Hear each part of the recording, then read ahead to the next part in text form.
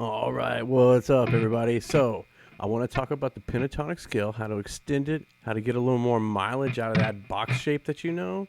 And but before we do that, I would like to jam with a track. I'm going to play a couple of things, have some fun, and then we'll break it down right afterwards. This track is brought to you by Elevated Jam Tracks from YouTube. There's a lot of really awesome tracks on there. And dude's got a Patreon. I'll leave a link in the description.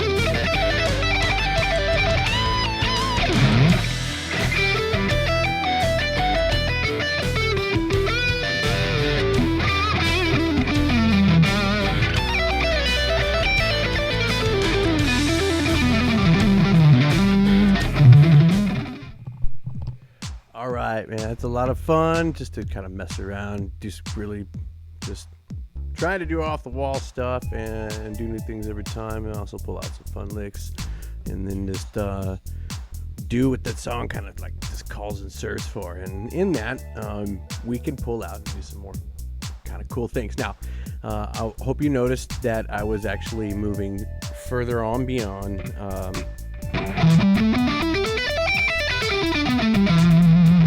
Just our regular pentatonic. Check that real quick. Okay. And usually the question that I always get is, well, how did you do that? Like, what do you know? And does it come from Cage and all the box shapes?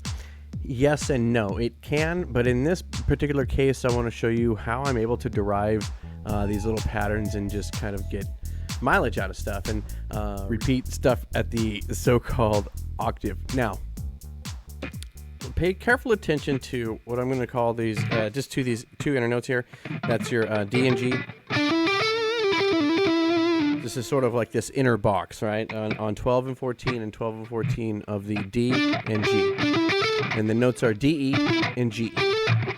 Now, what I'm going to ask you to do is move those up an octave to the B and E strings. And in order to do that, we'll have to move them to the 15th and the 17th fret.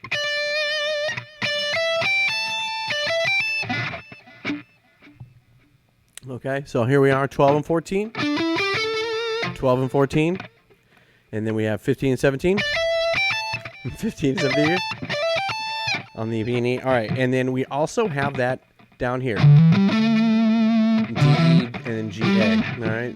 And that is 10 on the large E, and that is 10 on the large A. Now, we could play all these things right back to, sounds pretty cool, right? I mean, after we move these notes, you're going to want to practice this pattern this way. So what we have so far goes like this. 10, 12, 10, 12, right? Followed by our regular E pentatonic scale on 12, 15, 12, 14, 12, 14, 12, 14, 12, 15, 12, 15. Followed by, we're going to add that at the top. So it'll be like this.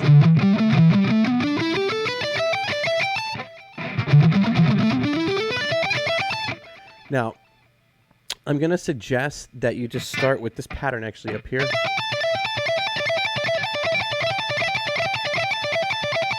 And then expand it down to here.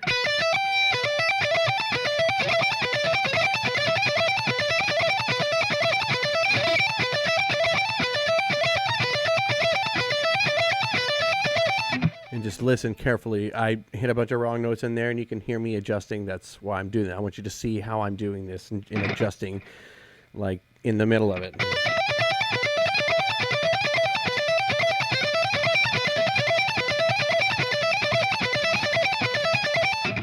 All right.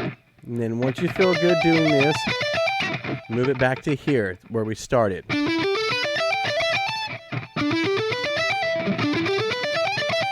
And I want you to remember thinking about it in this pattern that goes, because that's probably what you're going to do here. I would say D on the D string 12-14, G string 12-14, B string 12-15, E string 12-15, and then 15-17, 15-17 on the B and E, respectively. But remember it like this. Remember that as just an extension, as an add-on. Later on, you're going to see why I'm having you do this. Now, let's back up. So we get this nifty pattern here.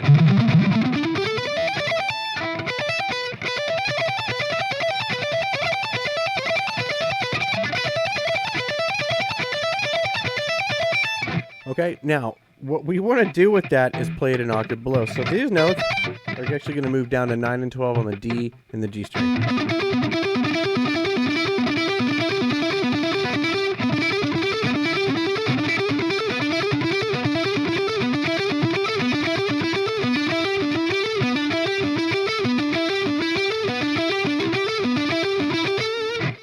And then you just follow it with this one. So it's kind of like, excuse me, it's kind of like you have two patterns followed. But if you think about it like this, and then play this, that you know that part of it so well, and that on, I think you'll be able to get it a lot faster. So one more time, it has to do with the way you think about it. So don't think about it in terms like this. Think about it like this.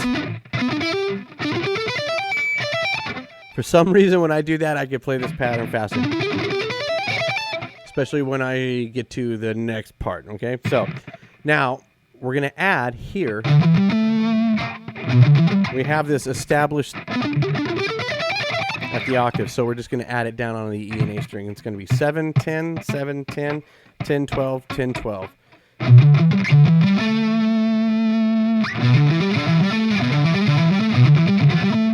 Okay, and then now we just put all three of them together. Here's where I say we do get into caged a little bit because we're coming from box, what is essentially box 5.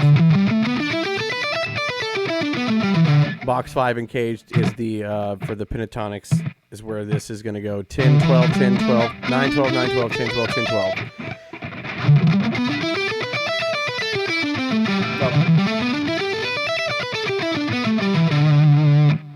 Okay, now that's how I actually kind of think about it too. Just a hair, and as in I think of this. It's easier for me to play this pattern than it is to think about octave. I got it just for some reason. Now I could do that, but like in the like process of working it up to think about it as this, followed by this, ended with this.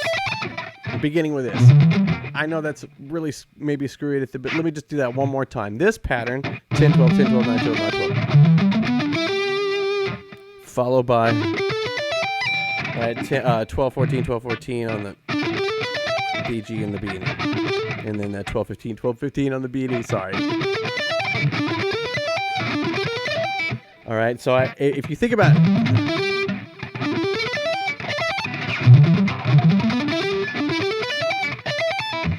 just for some reason, I can get it so much faster. Like, it's just a little bit of cleaner too. So that is the pattern. That is how we extended these by the octave. And I'm going to throw some of this stuff in there now. It should make a little more sense when I do it, and you'll actually see when I do it. And then perhaps when you go back to the beginning of this video, if you ever do, you can see where I use that stuff. And again, I'm just having fun, improvising. Like there's no right or wrong here, okay? It's quarantine. It's just having a good time.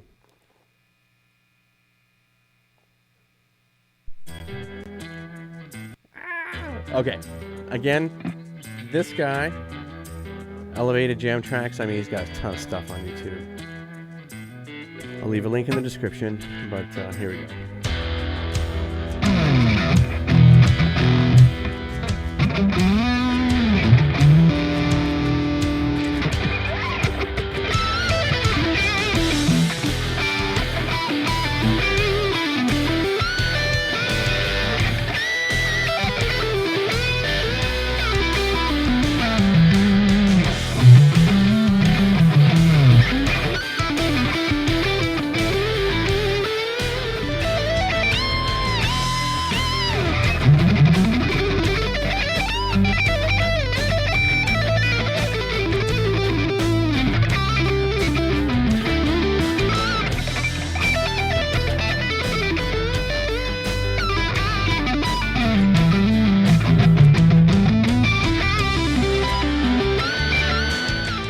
Be sure to check out Elevated Jam Tracks. Again, I'll leave a link in the descriptions.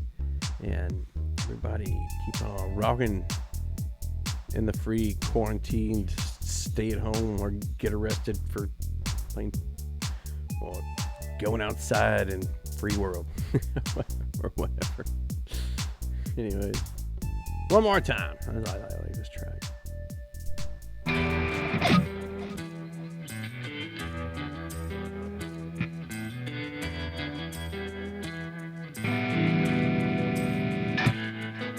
Say hello to Chewbacca.